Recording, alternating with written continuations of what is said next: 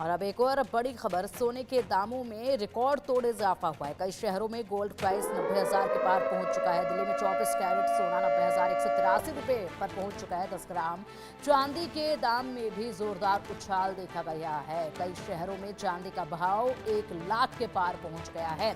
सोने और चांदी दोनों के ही भाव में बड़ा उछाल देखा जा रहा है।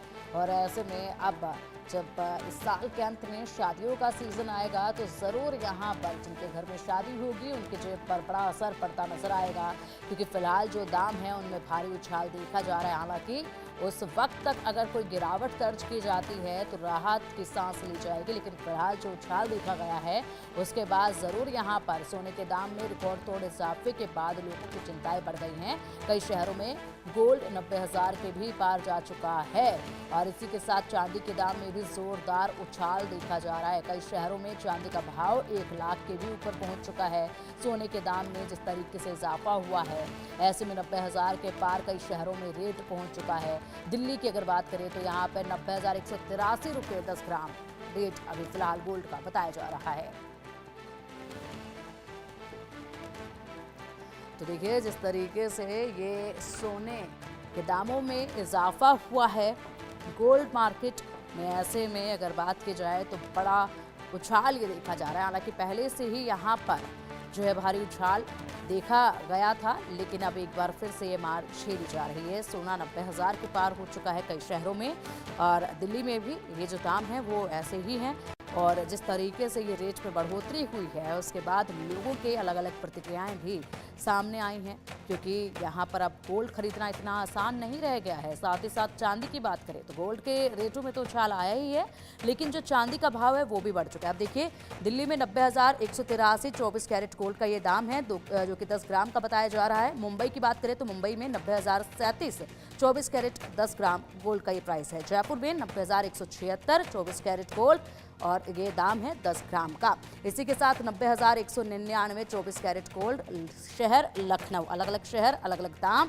चंडीगढ़ में 90,102 24 कैरेट गोल्ड 10 ग्राम का ये भाव बताया जा रहा है।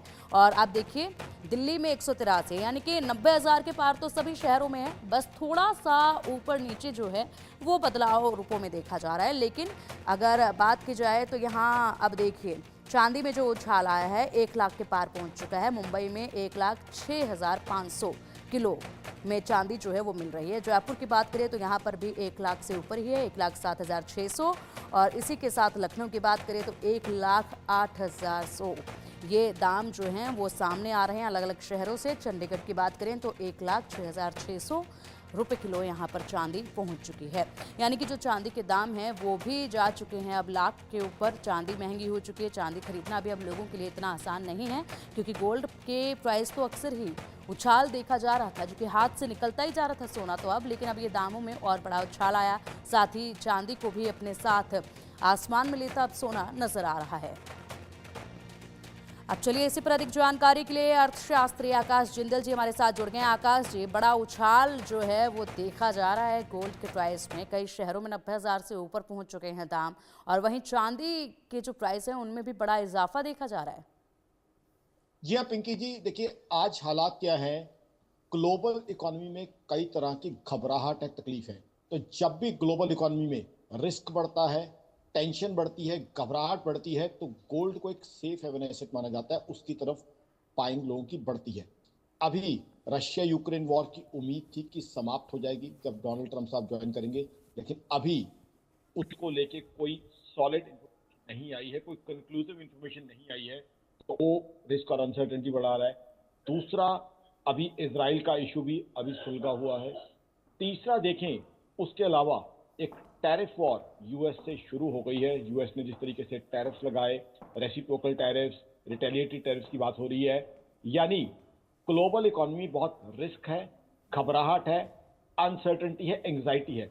जब भी इस तरह का रिस्क और अनसर्टेनिटी बढ़ती है तो गोल्ड की तरफ ग्लोबल इन्वेस्टर्स का और ग्लोबल सेंट्रल बैंक्स का टेंडेंसी होती है इन्वेस्ट करने की, उनकी नेचुरल टेंडेंसी है टू इन्वेस्ट इन गोल्ड। तो इस वजह से जो है गोल्ड के प्राइसेस बढ़े हुए हैं, क्योंकि आज की तारीख में हिंदुस्तान की इकोनॉमी चाहे बहुत बढ़िया चल रही है प्रधानमंत्री नरेंद्र मोदी साहब की विजनरी गाइडेंस के अंदर, बट ग्लोबल इकोनॉमी में बहुत घबराहट, रिस्क है, तो गोल्ड एक सेफ हेवन एसेट ऐसे में माना जाता है। इसलिए उसकी तरफ लोग बढ़ रहे हैं। अब रही जहां तक बात है, आपने बात की कि लोगों की शादियां, कोई जिनकी जो है मैरिज सीजन जो सहा होता है खासकर दिवाली के बाद उस समय होंगी, तो वो क्या करें?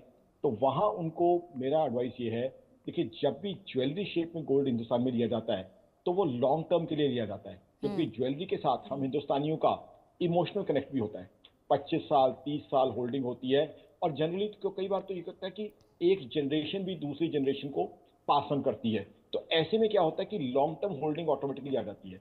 तो लॉन्ग टर्म होल्डिंग के हिसाब से कोई गोल्ड में अभी भी जाता है तो उसको कोई दिक्कत नहीं है, अभी भी जो है वो परचेज कर सकता है। तो अभी भी किसी को अगर शादी के हिसाब से, शादी मान लो 5 महीने बाद है, अभी से गोल्ड ज्वेलरी लेनी है तो उसमें कोई दिक्कत नहीं है, क्योंकि वहाँ लॉन्ग टर्म कंपोनेंट आ जाता है ज्वेलरी में। जैसे मैंने बताया, हम हिंदुस्तानियों का इमोशनल कनेक्ट है, कई बार तो 2-2 जनरेशन पे गोल्ड पास ऑन होती है, कोई दिक्कत नहीं है। दूसरा, लोगों के लिए खुशी भी तो होगी, हर एक के घर में ही दादी नानी मम्मी के ज़माने की ऑलरेडी गोल्ड लिया हुआ है, तो वो ऑलरेडी जो गोल्ड लिया हुआ है आपका, वो भी बढ़ा हुआ है। तो आई थिंक इसलिए जो है गोल्ड की जो प्राइसेस बढ़ी हुई हैं उससे खुशी ज़्यादा होनी चाहिए, निराशा या घबराहट जो है वो कम होनी चाहिए। हाँ, ये चीज़ ज़रूर है कि अगर ग्लोबल अनसर्टेनिटी दूर हो जाती है, मान लीजिए रशिया यूक्रेन वॉर खत्म हो जाती है, मान लीजिए इसराइल का इशू समाप्त हो जाता है, या टैरिफ वॉर का कोई रेजोल्यूशन निकलता है, तो ऐसे में गोल्ड प्राइसेस में वो तेजी ना रहे, ये हो सकता है। बट लॉन्ग टर्म में गोल्ड एक अच्छी चीज है, क्योंकि गोल्ड में क्या है, एक तो जो गोल्ड की एग्जिस्टिंग खदानें हैं, माइंस हैं, उनकी एक्सट्रैक्शन कैपेबिलिटी कम हो रही है क्योंकि लगातार उनसे सोना निकलता है। दूसरा, न्यू माइंस की डिस्कवरी उतनी नहीं हो पा रही। तीसरा, गोल्ड की जो बाइंग है, गोल्ड का जो एपिटेट है बाइंग का, वो बढ़ता जा रहा है। हिंदुस्तान में तो हम लोग ज्वेलरी शेप में खरीदना पसंद करते हैं, हमारे परिवारों की महिलाएं पसंद करती हैं पहनना, हमारे यहाँ शगुन भी माना जाता है देना लेना गोल्ड को। लेकिन ग्लोबली गोल्ड को एक एसेट के रूप में सेंट्रल बैंक्स हो या इन्वेस्टर्स, वो एक एसेट क्लास के रूप में लेते हैं। तो डिमांड गोल्ड की जो है दुनिया भर में जो है, तो एपिटाइट उसको बाइंग का हमेशा रहेगा। तो इसलिए जो है ऐसे में निराशा ना होकर खुशी होनी चाहिए कि गोल्ड के प्राइसेस बढ़े हुए हैं। चांदी की जहाँ तक बात करें, चांदी भी हिंदुस्तान में कुछ इलाकों में ज्वेलरी शेप में यूज़ की जाती है। हालांकि हम दिल्ली जैसे मेट्रोपॉलिटन सिटी की बात करें तो ज़्यादातर महिलाएं उस फाइनेंशियल कैपेसिटी में होती हैं कि गोल्ड या डायमंड ज्वेलरी ही ले, बट चांदी भी हमारे यहाँ इंटीरियर्स में यूज़ की जाती है। दूसरा, चांदी के इंडस्ट्रियल एप्लीकेशन भी हैं, मतलब ज्वेलरी के अलावा और भी कुछ चीज़ों में जो है इस्तेमाल की जाती है, कहीं कहीं रॉ मटेरियल में भी यूज़ की जाती है। तो चांदी में भी जो है एप्रिसिएशन आगे भी कंटिन्यू रहने की संभावना है। तो इसलिए मेरे हिसाब से गोल्ड और सिल्वर दोनों अच्छे हैं। तो अगर किसी को गोल्ड अभी भी परचेज करना है तो आप खुशी से परचेज कीजिए, आकाश आपके जी, लिए अच्छी इन्वेस्टमेंट भी होगी, आकाश जी, आपकी अभी आप पत्नी के इसको चेहरे की मुस्कुराहट भी बढ़ाएगा वो।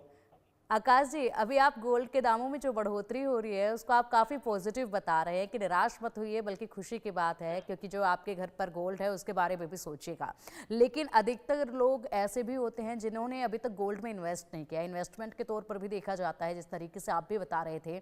ऐसे में अब जब दिवाली का पर्व आएगा उस वक्त सबसे ज़्यादा खरीदारी होती है गोल्ड की, शादियों का सीज़न शुरू हो जाता है उस वक्त सबसे ज़्यादा खरीदारी होती है, तो ज़्यादातर लोग जो है उस वक्त पर इन्वेस्ट करना पसंद करते हैं। कुछ लोग जो है वो पहले से ही इन्वेस्ट करते हैं, कुछ लोगों की आदत होती है कि उसी में इन्वेस्ट करना है तो वो वक्त वक्त पर उसमें इन्वेस्ट करते रहते हैं। लेकिन यहाँ पर जिन लोगों को अब गोल्ड लेना है, जिनकी प्लानिंग अभी है, रेट बढ़ चुके हैं, कुछ लोग इस उम्मीद में भी होंगे कि क्या पता 1-2 महीने के बाद, कुछ महीनों के बाद जो है गिरावट दर्ज की जाए, या फिर जब शादियों का सीजन शुरू होगा तो उस वक्त पर गिरावट देखी जाए, तभी खरीदा जाए। तो इसको लेकर कोई अनुमान अगर लगाया जाए तो? बहुत अच्छा आपने सवाल पूछा पिंकी जी, इससे बहुत सी चीजें दर्शकों की क्लैरिफाई हो जाएंगी, जो उनके मन में संभावित क्वेश्चन, पोटेंशियल क्वेश्चन आ रहे होंगे, वो क्लैरिफाई हो जाएंगे। देखिए, अब इसका दूसरा एंगल लीजिए। जैसे मैंने बताया कि ग्लोबल इकोनॉमी में अनसर्टेनिटी है वॉर्स को लेके, रशिया यूक्रेन वॉर को लेके, इसराइल इशू को लेके, टैरिफ वॉर को लेके। अगर वो अनसर्टेनिटी छट जाती है, यानी ये वॉर्स खत्म हो जाती हैं, तो गोल्ड के प्राइस में कमी आ सकती है। बट इसका दूसरा एंगल भी लेके चलिए, अगर टैरिफ वॉर और बढ़ जाती है, क्योंकि यूएस के तो प्लान्स और भी हैं, अप्रैल के भी प्लान्स हैं, अगर रिटेलिएटरी टैरिफ्स भी सारी कंट्रीज लगाना शुरू कर देती हैं, तो देखिए, तो उस केस में तो और भी बढ़ सकते हैं। सिमिलरली, रशिया यूक्रेन वॉर की कब से हम बात सुन रहे हैं, डोनाल्ड ट्रंप साहब ने जब से ज्वाइन करना था, शुरू से ही था, उनके इलेक्शन के समय से था कि जैसे ही वो ज्वाइन करेंगे रशिया यूक्रेन वॉर का खात्मा हो जाएगा। मान लीजिए, हाइपोथेटिकली ज्यूमिंग, वो खत्म ना होके चलती जाती है, तो उस केस में देखिए, तो फिर तो दाम और बढ़ सकते हैं। तो ऐसे में मेरी तो एडवाइस उन लोगों के लिए है जिनकी शादी पक्की हो चुकी है, देसी भाषा में शब्द इस्तेमाल करूंगा, जिनकी शादी पक्की हो चुकी है, पता है नवंबर में शादी होनी है, तो अभी वो बिट्स एंड पीसेज में परचेजिंग करना शुरू कर दें। ठीक है, जो है पूरा एक बार में ना लें, और वैसे भी जिसने ज्वेलरी लेनी होती है एक दिन में नहीं ले पाता, उन्हें 50 जगह जाना होता है, देखना होता है, डिजाइन पसंद करने होते हैं, वो अभी से अपनी बाइंग शुरू कर दें, बिट्स एंड पीसेज में बाइंग करते रहें, क्योंकि अनसर्टेनिटी का ये नहीं पता ग्लोबल इकोनॉमी की, अगर बढ़ जाए तो कहाँ होंगे। अब तो ग्लोबल इकोनॉमी में अनसर्टेनिटी तो बढ़ भी सकती है ना। अभी तक किसी को ये नहीं पता कि यूएस की टैरिफ वॉर किस दिशा और दिशा में जाएगी। अभी तक बहुत लोगों ने सोचा था कि यूएस टैरिफ लगाने की सिर्फ बातें कर रहा है, लेकिन लगाएगा नहीं, लेकिन वो लगाते जा रहे हैं। रशिया यूक्रेन वॉर कब खत्म होती है, नहीं होती है, क्या होगा, अभी तक कोई भी उसे, मैं तो ग्लोबल चैनल पे भी शो करता हूं, आप जानते हैं, वहां पे भी जो है कोई अथॉरिटेटिव इन्फॉर्मेशन इस तरह की नहीं आ रही है, क्योंकि बड़े बड़े ग्लोबल लीडर्स ने डिसाइड करना है कि क्या उसका फेट होता है। सिमिलरली इसराइल की तरफ से जो एक दो दिन में एक्टिविटी हुई है, वो भी कहीं ना कहीं थोड़ा सा घबराहट को, एंग्जाइटी को बढ़ाती है। तो ऐसे में मेरी एडवाइस तो ये रहेगी कि अभी से बिट्स एंड पीसेज में उसको बाइंग करना शुरू की जाए। हाँ, दिवाली के समय जिन लोगों ने धनतेरस का सोचा होता है कि वो दिन ऑस्पिशियस है, शुभ है, जाहिर सी बात है वो लोग तो उस दिन लेंगे। But if somebody has planned a marriage, if somebody has finalized that he or she is going to get married in November on such and such date, I would suggest them to start their jewelry buying right now itself, because मैंने दूसरी बात भी आपको बताई ना, शादियों में जो हम सोना लेते हैं वो लॉन्ग टर्म के लिए ऑटोमेटिकली लिया जाता है। वो सोना इस एंगल से नहीं लिया जाता कि 6 महीने बाद बेच दिया जाएगा, क्योंकि वहां एक इमोशनल अटैचमेंट हो जाती है कि ये तो मेरी शादी की ज्वेलरी है। तो हम हिंदुस्तानियों के जो सेंटीमेंट्स हैं, चाहे मेरे हों, आपके हों या देखने वालों के, उन सेंटीमेंट्स को देखते हुए मैं कह रहा हूँ कि लॉन्ग टर्म के लिए ऑटोमेटिकली इन्वेस्टमेंट हो जाती है। हाँ, जिन्होंने प्लेन इन्वेस्टमेंट के रूप में लेना है, जो ज्वेलरी शेप में नहीं लेना चाहते, प्लेन इन्वेस्टमेंट के एंगल से ले सकते हैं, उनको मैं सजेस्ट करूंगा कि स्टैगर्ड रूप में बाइंग करें। क्योंकि जो लोग इक्विटीज और गोल्ड, उनको मेरी सजेशन रहेगी कि इक्विटीज, गोल्ड और डेट, तीनों का एक मिक्सचर रखें पोर्टफोलियो का, ताकि पोर्टफोलियो के अंदर एसेट एलोकेशन रहे, कुछ इक्विटीज हो, कुछ गोल्ड हो, कुछ डेट हो। जो प्योरली इन्वेस्टमेंट एंगल से जो है गोल्ड को देख रहे हैं, उनके लिए मेरी ये सलाह है। बट जिन्होंने ठीक ज्वेलरी है, शेप में लेना है, यानी कि कुल उनको मिलाकर, ठीक है आकाश जी, यानी कि कुल मिलाकर लोगों को चिंता करने की ज़रूरत नहीं है, और अगर वो अभी भी इन्वेस्ट करते हैं गोल्ड में, या फिर अपनी शादी के लिए गोल्ड की खरीदारी अभी भी करते हैं, तो कोई नुकसान उन्हें नहीं होने वाला है। इसको उन्हें स्वीकार करना होगा, क्योंकि आगे का जो वक्त है आने वाला, उस पर बिल्कुल भी ये गारंटी नहीं है कि रेट जो है वो जो दाम है